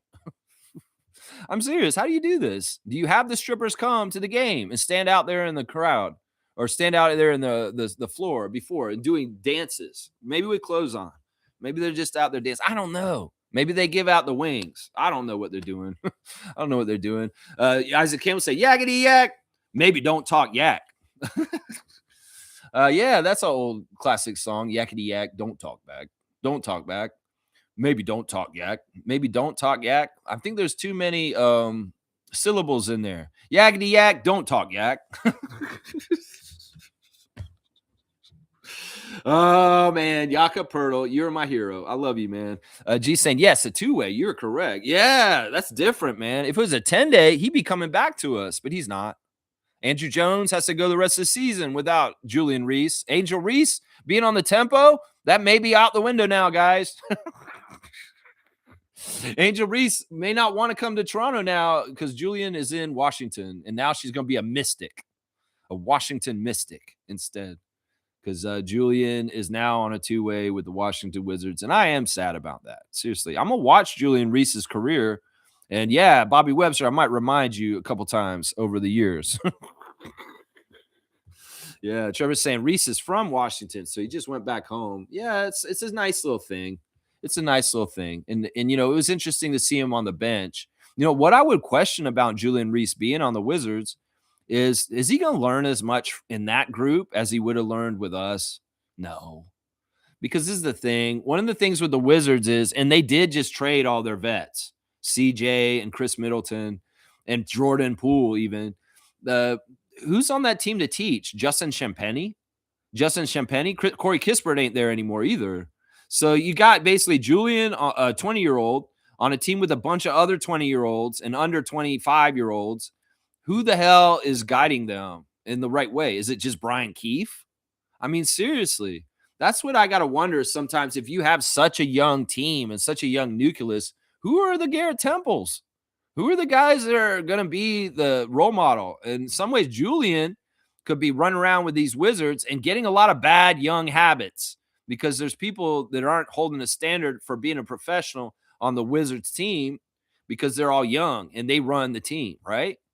So I would wonder about that with him. And this may not be totally good for his long-term development being a Wizard at this point. In fact, he probably maybe should have been with the Raptors organization for a couple years, like I was saying to Bobby, And maybe we could have developed him up a little further, and then he goes somewhere else, and it would be better for him. But we'll have to watch him and see if going to the Wizards this early in his career stunts his growth because he's on a team with a bunch of youngsters that really don't have a vet around them. Who's the veteran on that team to guide them at this point? CJ's gone. I mean, I guess Trey Young's sitting there. Yeah, I guess Trey Young is sitting there injured. He can talk to them. I guess that is it. But then again, is Trey Young the guy? Was he that for Atlanta? Yeah, Kawhi saying Wizards at this point is a farm team. See Denny. You might be right in some ways. Develop guys up a couple years and then they lose their guys and they go to other places. You might be right. It could also be that the Wizards front office is inept and they don't know who to keep and who not to keep. That could be part of it. I mean, they have so much talent. They really do. But they're a weird team. They're just a weird team. I think that the most important things they need are a better front office and a better coach. Although Keefe has done fairly good this year, honestly, I have to give Keefe a little bit of credit. Let me do the reaction to the G League game yesterday that was disappointing. The Raptors 905 played against Greensboro Swarm, the first game of two, and they had a tough game, but it was all about the AJs in this one. My number one star of the game was AJ Hogard. Off the bench, AJ Hogard, 23 minutes, 24 points on 10 of 14 shooting, 4 of 4 at the three, 5 rebounds, 5 assists, 3 turnovers, and a -1. AJ Hogard has been such a pleasant surprise. He is a baller. That man has got skills driving the lane to make really wild layups. Lots of English and spin on the ball to make it go in the basket, and really good at eluding the defenders and going off glass, doing whatever it takes. Like, he has real baller like skills as far as scoring and driving the lane and avoiding people and making the shot go in. And yeah, 4 for 4 from 3. He was dialed in on that. And you got to love 24 points in 23 minutes. Yeah. Yeah, he was the best 905er yesterday, in my opinion. They had a tough game, though, with everything happening. Julian Reese was not available, obviously, because he was signing the two-way. David Roddy's not back from Team USA. Quincy Guerrier, Patrick McCaw, even Tyler Perry was hurt yesterday and couldn't play, even though he came into the game in the entry photos and he was carrying the Timbits. We're going to talk about that in a second. My second star of the game is AJ Lawson. The two AJs were the best in the game to me personally. AJ Lawson, 37 minutes, 21 points on 7 of 12 shooting. So AJ was making more of his shots than missing. Sometimes he could have a 7 of 28 game, but he had a 7 of 12 game. That's pretty good. 5 of 10 from 3. So he made a lot of threes there. You had 9 threes between the two AJs. That was extremely important in this game yesterday. 1 and 2 at the free throw line, 5 rebounds, 3 turnovers, and a -11. AJ got going late, Lawson, and he was really trying to start cooking because they were trying to mount a comeback. They were down by so many points in the first half. The Greensboro Swarm scored 69 points in the first half, and Monique was going crazy in the chat. She's like, they need to play better. They're playing so sloppy. They're playing this, they're playing that. And I was like, yeah, she's right. And, by the end of the game, I was saying things like, well, they haven't played well enough to win this game. They played very sloppy, really careless turnovers, missing really shots they should have absolutely executed and made. There is all kinds of problems with the 905. And they shot themselves in the foot. Also, the two big men for the team were absolutely horrible with their hands. Both Olivier Sarr and Jonathan Mobo still couldn't seem to catch anything. And they would lose the ball, just like go out of bounds, or, they would miss bunnies near the basket too, which was really, really bad. My third star of the game, and I'll only do 3 stars, I'll do some honorable mentions, is Tyson Degenhart. Tyson Degenhart off the bench was valiant. He's been trying to do different things to help them, like upping his scoring. He could have gone way more higher, though, honestly. I want him to go crazy and get like a 30-point game. 29 minutes for Tyson, 11 points on 4 of 8 shooting, 1 of 4 from 3, 1 of 1 at the free throw line, 5 rebounds, 1 assist, 0 turnovers, a +3. Yeah, I wanted to pick guys that had mostly good stat lines. There were 2 guys that played really well also, Elijah Martin, but Elijah had 6 turnovers, and he also lost his cool in this game, and he hurt the team with a dumb technical, and he's frustrated in some ways. There were a couple of things that were happening in the game yesterday that really got Elijah off his game, and he was just kind of pissed off. Elijah, 34 minutes, 26 points. He did lead scoring, 9 of 16, which is great, 6 of 11 from 3, 1 of 2 from the free throw line, 4 rebounds, 7 assists, 6 turnovers, though. Those 6 turnovers really bugged me, though. And that's why I couldn't give him a star. I'll give him an honorable mention. 3 steals, 1 block, and a +4. Yeah, it's tough, man. Like, I think that game for Elijah was symbolic by him throwing the ball and hitting himself in the face and getting the technical for that. Yeah, that was just an unfortunate moment. Jarkel Joyner, also pretty good in the game last night. 26 minutes, 14 points on 6 of 12 shooting. Missed his only 3, made his only free throw, 9 rebounds, 8 assists. So really good rebounds and assists for Jarkel. 1 turnover, a -11 though. Yeah, it was tough. The big guys, they had tough games, both of them. Mobo, he was really bad with catching the ball and touching the ball. He just kept losing the ball. He couldn't hold on to it, but he did stat stuff to a degree around not playing so well. 4 points for Jonathan, 2 of 6 shooting, missed both his free throws, which in some ways is, man, that's really bad. 6 rebounds, 5 assists, though, 1 turnover, 1 steal, 4 blocks. Jonathan did have 4 blocks, and that was impressive. He was a -21, though, the worst on the team. Olivier Sarr, 36 minutes, 7 points on 3 of 12 shooting, 1 of 7 from 3, 3 rebounds, 3 assists, 1 turnover, 1 steal, 1 block, a +1. Yeah, he's active, and he's doing good stuff for us on defense, but he couldn't shoot. He couldn't shoot last night. And, he could get more rebounds than 3. Come on now. Off the bench, the new guy showed up and played a little bit. 3 minutes of Caleb Stone Carawell, who played for Loyola, apparently. And I don't know. He didn't really do anything. I don't think that Andrew Jones can play him very much because he, like I said with Trace, he doesn't know the system. He's not integrated in a way that they feel comfortable having him out there for high pressure stuff. So he's just a body at the end of the bench, and we needed him because we only had 8 guys, and him was the 9th guy. And that's the thing. Greensboro had Liam McNeely and all kinds of other guys. They had like a full roster. The Raptors 905 are depleted right now. It's just how it is. We got Team USA and the Wizards stealing our players.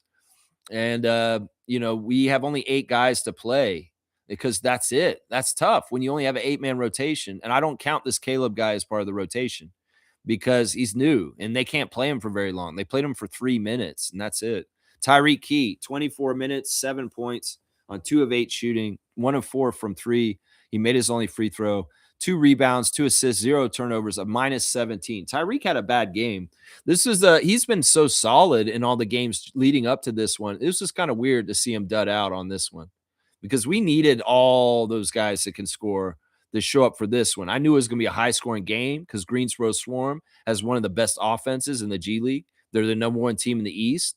And, we're going up against a team that had won 6 games in a row and they are rolling. And meanwhile, we're at a really bad place with our roster, like I said, with only 8 guys available. And it's really all hands on deck. Everybody who can do anything, try and do what they can. This is why I'm saying if they sent Grady to Mississauga today, he could be very helpful for the 905 and maybe even very helpful for himself. But I don't know if they dare to do this, and it could do more damage to his confidence in some ways if he goes down there and he sucks on that level too. So it's a tough situation. On the other side, we got to give a lot of credit to PJ Hall. He was so annoying. I don't like this guy at all. He's a very physical player. At one point, he tried to DDT AJ Lawson into the floor with his arm. It was totally a WWE move.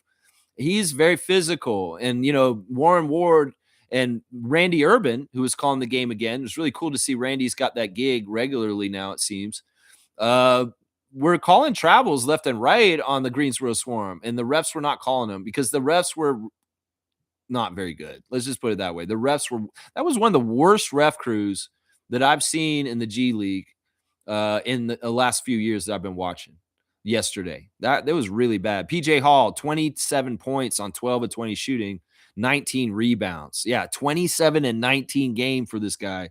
But he was allowed to travel left and right, and the refs were giving him all kinds of favor in weird ass ways. So yeah, he's the one I'll talk about from the other side as far as things. But yeah, it was a tough game. They lost. They weren't really close. They threatened to come back. They get it down to like a single digit lead, and then Greensboro would push it back up to a big lead, and they lost by 126 to 114, a 12-point loss to the number one team. And the sad thing is, we dropped down in the standings to 2.5 games behind them. And even if we beat them today, we don't overtake them, and we still kind of stay in the third or fourth position in the Eastern Conference. But I want to beat them today. I don't want to get swept by Greensboro, and I will be coming to the arena today to try and help if I can, even though I'm sitting next to their bench. We did outshoot them 49 to 45%, which is awesome. We made more threes than them, 18 to 11, but they got to the line so much. The refs were so kind to them. 24 free throw attempts for the Greensboro Swarm and only 9 for the Raptors 905. And they were not more aggressive than us. That's not the answer. Those refs were horrible, man. I'm telling you, we got out rebounded 50 to 39. Assist to turnover ratio check. 26 to 10 for the Swarm, 31 to 15 for the Raptors 905. That's a 2-1 right there. Yeah, fast break points. They beat us there. And in the points in the paint, 66 to 46 for them. PJ Hall. That's it right there. Yeah, it's a tough game. It's another loss. In some ways, the Raptors 905 had not lost at home except for once this year. Now they've lost twice in Mississauga as of yesterday. So yeah, the home court advantage has been strong out there, and a lot of their losing's been on the road. So now our record overall, if you include the tip-off tournament part of the season at the beginning and the regular season now, is 30-10 for the Raptors 905. We've won 30 games and lost 10 games, and I'm including the loss to the Salt Lake City Stars in the finals of the tip-off tournament. So 30-10. That's the overall record for the Raptors 905 this season. And well, let's get 31 today. Let's go beat the Greensboro Swarm. Adrian and I go down there and we'll do our best. That's right. We're going to do our best. That's right. Isaac's saying, I just want to shout out RJ. He's underrated. He is the only Raptor that consistently attacks the net, and the pressure forces defenses to always have to adjust, especially when Scotty is a step slow. He is essential. Man, RJ is the straw that stirs the drink. He is so good at generating fast break for us. He just pushes the ball so strong, and he's just a one-man fast break if he has to be. And I appreciate him for that. And what I was describing with Sandro Mamu earlier, you could say the same thing about RJ. He could just burst up the court and drive all the way to the basket and just bully his way with a little left-handed hook over somebody. And well, in some ways, with playing Wemby and Chet Holmgren and other people like that in the last week, RJ had to be a little bit more creative with avoiding defenders trying to block his shot, because there were some very good shot blockers the Raptors have had to play recently.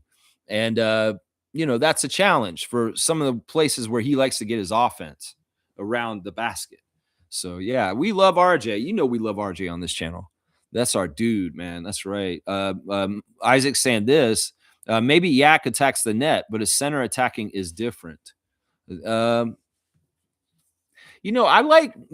seen Yak put the ball on the floor and try and dribble at the basket. That's dangerous. Obviously, little guys can come sneak and steal the ball from him. But, we also see Yak kind of do a couple stepping towards the basket to get layups.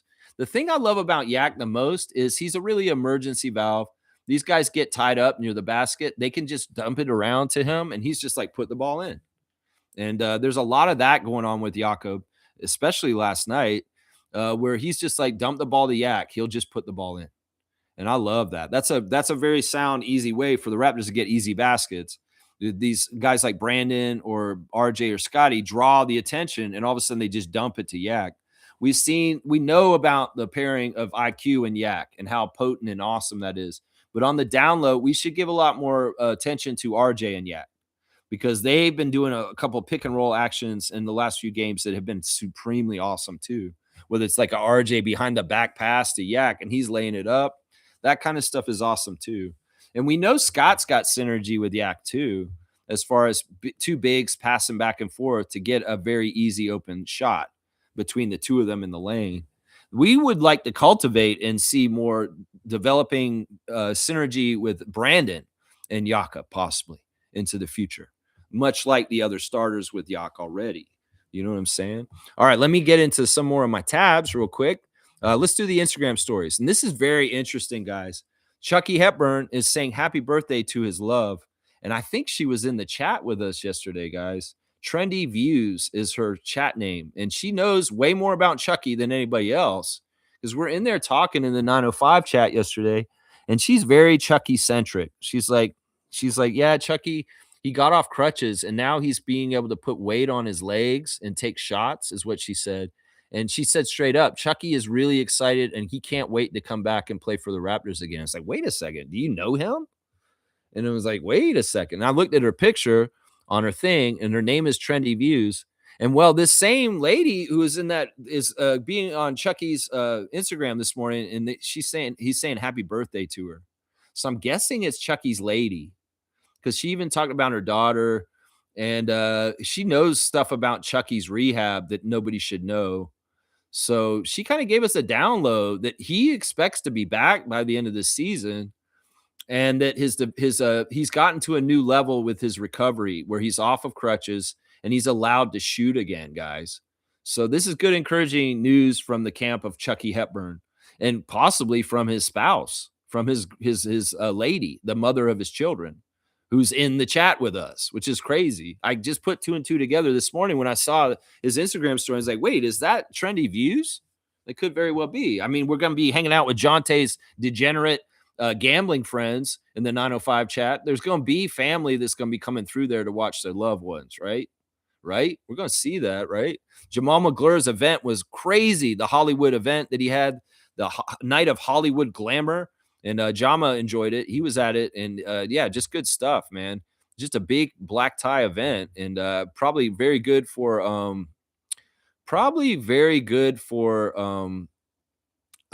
charity. Probably raised a lot of money for charity in certain ways. This is interesting. Norman Powell's got clips of him in the Raptors jersey posting right now. Bench Spark in Toronto, talking about his journey to get to be an all-star. Yeah, it's really, really good. Playoff Powell was so huge for us, and he did get that championship, and now he's an all-star this year. And we love the history of Norman Powell, that's for sure, up here in Toronto. Yes, we do. Yes, we do. There's Elijah celebrating Julian Reese getting called up to the Wizards. The team is very excited and happy for him. After the game, Andrew Jones spoke about how much Julian's been working hard and that this was one of those goals to get. So the team, and even though they're worse off for it because it'd be nice to have Julian on the team to help us still, they're all very excited for him and very happy for him to get called up and get this two-way with the Wizards. Consistently, all these guys have posted this on here. Elijah Martin, AJ Lawson, all of them. RJ's proud of the balance of the starting five of the Raptors. He's posted it on his Instagram, along with the play that he had in the game last night where he dribbled at the Wizards and made a tough layup against two of the defenders. Emmanuel Quickley has the score from last night. He loves it. And he also has the starting five double-digit graphic too. Very, very happy with that balance of the five. And he has a very cool look coming into the game, looking a little bit like he's in the Matrix with a long black outfit that he's wearing there. Matt Devlin showing off the RJ with a 40 dunk in the game. Emmanuel dumps it off to RJ right down the lane and dunking it down like that. That's good stuff. Yeah, and a Scotty steal to a Brandon Ingram slam. You got to love that. Brandon coming all the way down the court, going around everybody and just throwing it down. I like how Brandon's aggressive to take it to the hoop this year. It's really a good sign that he is healthy.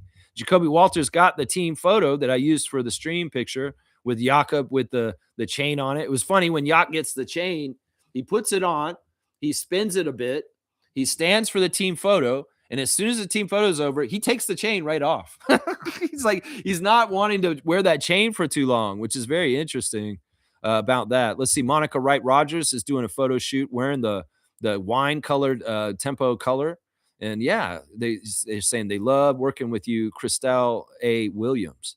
So yeah, photo shoot for the GM of the Toronto Tempo. We got to get this done, man. It's March and there's only a couple days till the 10th, and when we need to have this WNBA work contract worked out with the players. There's apparently news coming out that the agents of the players are unified, like the top players, Caitlin Clark, Angel Reese, all the best, Brianna Stewart, all their agents are on the same front. But within the players are not totally on the same page as a whole group because honestly, the players are different places in their careers. Some of them have different needs and wants, and they may be like kind of not coming to the same consensus. But this is the thing: as long as the agents are working with the owners and the front office of the WNBA, they need to get a consensus and just get this to work. And in some ways, I would say this, WNBA, you're going to be making money. You know, you will be profiting. Why be so selfish? Give these women what they deserve and give them the right percentage and give them a couple of the things that they need just to stop this. Because, you know, in some ways, a work stoppage could be very bad for this league in a couple different ways as far as perception and also hurting momentum that y'all been building since Caitlin Clark came into the league. So you don't want to do this. In some ways, it's not in your interest. It may be in the players, not in their interest either, but they're willing to stand against this. But it'd be really bad in some ways for the owners. So get this shit figured out. You guys can't be waiting on this. They had the debut of Javon Shepard on the TSN TV show last night in the place of Kia Nurse or Sam Mitchell. And Leo Routens is celebrating that. So it was Nikki Reyes, Javon Shepard, and Leo Routens in the TSN studio last night. Not a bad team. Javon's great. Javon is great. And glad to see him get that opportunity. Luguetz Dort is celebrating Jalen Williams with a YLIN for going and getting in the middle with Jokic the other night. Coach Andrew Jones is saying happy birthday to his daughter, Ava, who turned 10 today. And there's a cool picture of her with AJ Lawson. So, yeah, Ava be hooping a star in the making. That is for sure. Very, very cool. And he's very proud of Julian Reese, once again, getting called up. That's right. There's Colin on his in-game coming into the game wearing a blue jacket. AJ Lawson celebrating Julian Reese signed up. Let's see what else we got. Kelly Olynyk got some crazy-ass food, as usual, on his Instagram. That looks like crazy dessert sushi. Like, what kind of sushi is that, Kelly? That looks wild, man. He also went to see Harry Potter at the Lyric Theater last night, I guess. That's interesting. And he had some Chardonnay or some sort of champagne or something. Let's see. Gary Trent Jr. is celebrating Trey Jones for getting 3,000 career points. And this is very interesting, guys. This may be the most important Instagram story for today. On the day that Julian Reese signed a two-way with the Washington Wizards, our guy Prince Shamshay posted an Instagram story yesterday of him working out, lifting heavy weights, and guess what shirt he's wearing on his body in this recent clip? He's wearing a Toronto Raptors basketball practice shirt. So to me, that's a sign that he's still with us. We got to remember this about Shamshay. Shamshay came straight to us from Africa to Canada. In some ways, he doesn't have any ties in the United States as far as a high school or a college. Christian Coloco had Arizona. Pascal Siakam had New Mexico, right? Well, see, Shamshay doesn't have those roots or ties or connections. And in some ways, we also have to remember that Ulrich Shamshay, his favorite team in the NBA is the Raptors.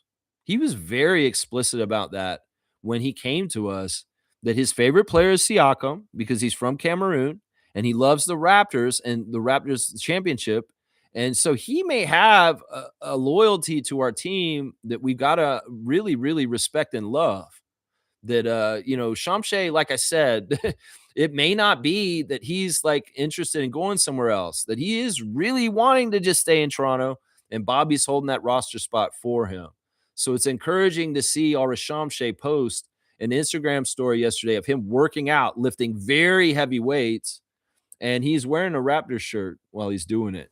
So that's a good sign, guys. You know, I'm paying attention to everything. And that I have not seen him wear Raptors gear all year until yesterday. And that's really, really good. Let's see. Slim Duck saying, "Sweet Mickey, say I don't care. I don't give a damn." So I don't know. I guess he's saying he don't give a damn right now. Chris is not giving a damn about his situation, Chris Boucher, currently. This is funny. Eugenio Maroi, he might have the story of the day too here, because he saw that Tyler Perry came into the 905 game yesterday carrying a box of Timbits from Tim Hortons. And well, that was the whole thing last year when they were teammates on the 905. They called him Timbit. And but partly because he'd come to the game with the Timbits. So Tyler Perry's nickname is Timbit. And well, Eugene wanted to honor that, the champion of Baskonia in Spain right now. He's saying, "Yes, sir, Timbit." And he's got a picture of Tyler Perry bringing the Timbits in, the 905 entry picture. And Eugene doesn't have to post that. It's just that he loves Timbit. He may love Timbits as a Canadian Nigerian man, but also he loves Timbit, Tyler Perry. I just think that's awesome that he had to commemorate Timbit, because Timbit came in like that. And Eugene's at a soccer game somewhere, Old Trafford. I don't know. He's taking in the football, so to speak. There you go. Let's see. Is that it? Yeah, we'll make that it. I don't think there's anything else that's that interesting on Instagram. There's your Instagram stories. Alrish Shamshay, he is wearing the Raptors practice shirt at his workout right now. This is a very good thing, man. A very, very, very good thing. Very, very good thing. All right, let's keep going with the tabs. We got a Raptors Redditor of the day. Sweaty Try, Sweaty Try, 1547. You get the honor today. This is his rant that he's put out. This sub is so unbelievably reactionary. When RJ was playing amazing and Quickly was playing absolutely terrible, everyone was raving about RJ, Scotty, and Brandon as the next big three, and Quickly needing to be moved. Fast forward later, everyone is happy about Quickly and want to ship RJ for his recent poor performances after returning from injuries. How about we keep both players and hope at least one of them, of the two, performs well in a given night? Also, looking towards RJ's next contract, I don't think it'll cost too much to retain him, and he wants to be here. I could see the team working a team-friendly market level deal. There isn't exactly a huge market for scoring first shooting guards that can't shoot threes and free throws well. That's not very nice. He can do both of those. Teams are not going to shell out huge money to sign him. RJ gives us scoring we desperately need and fits within our transition offense very well. You will get less back for trading him and should only move him for a real needle mover. Yeah, I mean, I don't agree with everything they're saying, but I definitely agree that this sub is unbelievably reactionary. Yes. So, yeah, you are the Raptors Redditor of the day. Sweaty Try, 1547. Thank you for calling him out, for being a little bit too ticky-tacky, allow players to succeed and fail, and know that different guys will step up at different times and we win. That's all that matters, Raptors Nation.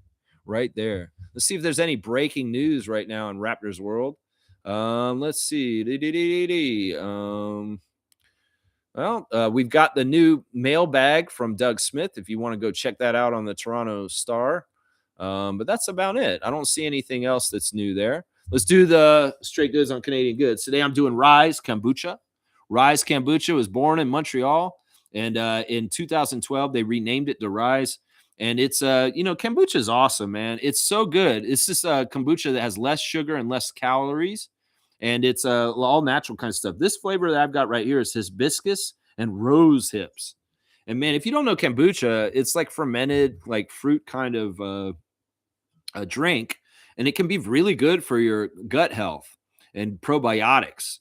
So check out Organic Bio Kombucha by Rise, a company out of Quebec, straight goods on Canadian goods, Canadian company. I drink this stuff for my health all the time. It's a tonic, and it can help you feel revitalized. So yeah, Rise with Rise, and you can get that rise in your life. That's right. Let's keep going with the tabs. Check on your fantasy teams, y'all. Get your fantasies set up. We do have the last day of the competition for this week, and we'll be switching over to week 19 tomorrow. So get it done. Get your teams figured out and win. Very crucial game between Fiercey and Kaz. They are battling for a spot in the playoffs, and they are similar records. And it looks like Fiercey's going to beat Kaz today, and they will be tied in their records. And this could be where Fiercey flips into getting a playoff spot if she does win today. So we'll have to see. All right, let's do the classic car of the day, and I'll get done so I can get in the truck and drive to Mississauga. That's right. Got to drive to Mississauga. All right, here we go. This is a classic card. It's not very classic, but it is kind of classic. Here's see who can get this one. Classic card of the day. First and last name, please, for this mosaic shiny card.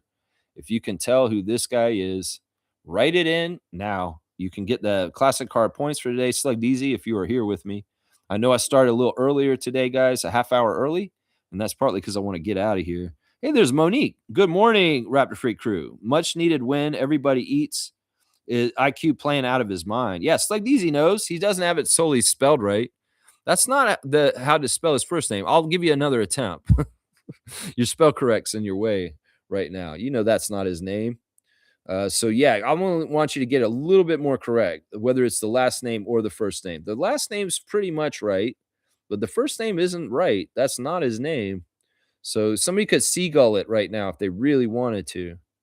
But yeah, Slug Deezy, yeah. There you go. Oh, but he didn't really spell the last name right. Nobody's got it this right yet. I want to see if y'all can spell his last name correctly, because both of y'all are kind of right. Oh, Blackhawk. Blackhawk has got the last name right, but he doesn't have the first name. Well, he's got it mostly right. Okay, what am I going to do here? There, he wrote it exactly correctly there. Wow, it's like, why have such a crazy name? That's how you spell it, guys. And that is Slugdeezy, who got it right first. Neil, you just got it right just now. I appreciate the effort by all you guys. I'm going to go back to Slugdeezy because he got the first answer in. He got it originally right, and he spelled it correctly first. So yeah, teamwork makes the dream work. The Thibault work. What a weird name, Matisse Thibault Bully Thibault. Yeah, he's a weird player. Where is he now? Right. He was that guy who wouldn't take the vaccine, right? He wouldn't take a vaccine, and he was like, I don't want to go to Canada. All right, Slug D's is going to get it, and we'll give him, I say we'll give him 100 points, because it's kind of a recent player, Matisse Thibault. Yeah, I will write that in correctly in spelling. Slug DZ, 100 points for Matisse Thibault, the former 76er. Yeah, he's still on Portland? I don't think so. I don't know if he's still in the league at this point. Maybe he is. Maybe I'm just stupid. I didn't realize he is still in the league. It's just that he's on Portland. That's why I don't ever think of him. Let me go look at their depth chart. Maybe their roster. Their roster will tell me. Yeah, he is still on Portland. You're right.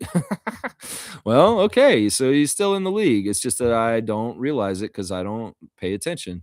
Yeah. All right. Let's see. We'll do the wrap up real quick, guys. Yeah, let's go 905. That's right. That's right. He stole it's all defensive team in 2021 from OG. Yeah, I kind of remember that. That dude shouldn't have been on all defensive team. Why was that guy on an all defensive team? Matisse Thibault? Seriously? Why was that guy on an all defensive team? That don't make no sense to me. That's crazy. Thank you, Isaac, for the starting five of Lex. All right, let's do the rundown real quick. The referees for today's game at Paramount Fine Food Center, 2 p.m. I will be there. Look for me on the screen. You'll probably be able to see me because Adriana got tickets next to the coaches, Monique. I'm going to be sitting next to Greensboro Swarm's coach, which I don't know if that's a good idea. Nate Curley is the crew chief. He is number 26. Julian Scott is the referee. And Mari Malo of Montreal is the umpire for today's game. Hopefully we can get some get back. I know I'm going to be bringing my energy to try and help the 905 not get swept by the Greensboro Swarm today. We need to get this one. And even if we have 8 players again, like we did yesterday, we just got to do our best and try and make a different outcome for the game today. We got to do something with PJ Hall. That's for sure. That's for sure. The Raptors beat the Wizards yesterday. It was a fantastic game. My stars of the game for that game were Emmanuel Quickley, the chain getter, Jakob Poeltl, Brandon Ingram, RJ Barrett, and Scotty Barnes. So straight up with the starters because they were those dudes yesterday for sure. Fantastic group effort to come back and take the victory from the Wizards in a trap game, possible trap game. John Goble was going to give that game to the Wizards if he could have. He would have. My 3 stars of the game for the 905 and the loss to the Swarm yesterday. AJ Hogarth, number 1 star. AJ Lawson, number 2 star. And Tyson Degenhart, number 3 star. An honorable mention to Elijah Martin. I would have made him a star if he didn't have so many turnovers.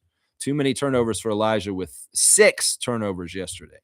So, yeah, that's it, y'all. I'm going to be back tomorrow with a Monday moment of my experience going to the game today.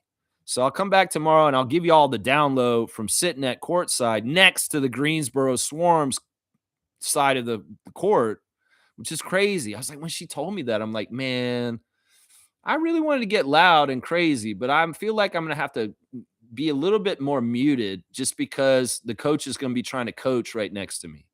Like, what if I went to the game today and I was talking all crazy, like over the coach, like being over loud, and like the Swarm couldn't communicate because Lex was like that? They probably would ask me to leave. So I have to be careful with my volume today. I wish I could yell like I normally do at a Raptors game, sitting next to the court, next to the Greensboro Swarms bench, but that may not be smart. So I'm going to have to read the room and make my decisions that I feel comfortable in the moment while I'm at the game today. I appreciate Adriana getting the tickets, and I appreciate her coming with me. She's got a very busy schedule with her school, and she's done her project in time just so she can go to this game with me. It's going to be awesome. Yeah. Thank you for the W vibes and W stream, Monique. We love you. And I hope that you have fun on Tuesday when you go see Buffalo Bills night and the Raptors playing the New York Knicks. Hopefully we're going to beat the Knicks on Tuesday and build from the win yesterday against the Wizards. That's right, man. It's like DZ saying, you're a lucky man, Lex. Man, this is what I spend my money on. Some people say, why are you going to the game? You spend so much money at a 905 game. Well, I don't go to the movies. I don't drink, so I don't go to bars, and I don't ever put up bar tabs. And I've cut my expenses down in so many different ways. This is my guilty pleasure. Is go ahead and go to a Raptors game and sit a Raptors 905 game and sit at courtside and spend a bill on that. And some of these people, you spend a bill to go see the 905. I'm like, dude, you don't understand. It's so fun to sit right up on the court and be able to talk to the players. It's like I could say something to AJ Lawson and he'll turn around to me and wink at me. I was like, let's go, Badman from Brompton. I'll be like, yeah. And it's like, it's just like that. So I don't know. I'm hooked on it now. And this will be the 3rd game I'm going to this season at 905 where I'll sit courtside. But this time I'm on the other side of the court. So look for me. I'll be on the screen probably because I'm sitting on the side where the camera shoots. So you see my goofy ass there. And if hopefully we don't see the security coming to get me and saying, yeah, you got to go, guy. Like, I'm going to be quiet. I'm going to be looking at Adriana and be like, yeah, I'm not going to cheer right now. I'm not going to do this or anything. I would be talking trash. Like the players are coming in for Greensboro. I might say something to them. I don't need to do that. I don't want them talking trash to me back or, causing any fuss. No, I want to help the team win, but I have to figure out what's the best thing to do from that position. Yeah, we'll find out tomorrow. So tune in tomorrow and we'll talk about it all on the Monday Moment, 9:30 a.m. on the Raptor Freak channel. I appreciate everybody. I love you guys. Thanks for watching my channel and supporting it for all these years. And I'm glad that you guys find value in the things that I do on this channel. Let's go, Raptors. Hold your heads up high, Raptors Nation. We've got a great team. We may not be the top team in the NBA right now, but we're on our way. We're closer to the top than the bottom. That's for sure. And let's keep it all real. That's right, man. Isaac Campbell, look at that, the dunk logo. Let's go, Raptors. And I'm going to go to the game. I'll see y'all tomorrow. Let's go, Raptors 905. Let's beat the Greensboro Swarm today. That's right. And let's go, Raptors. Let's go, Grady. Get your career back, my guy. Let's go. Yeah. I got to drive. I'll see y'all tomorrow. Let's go, Raptors 905. Let's go, Raptors.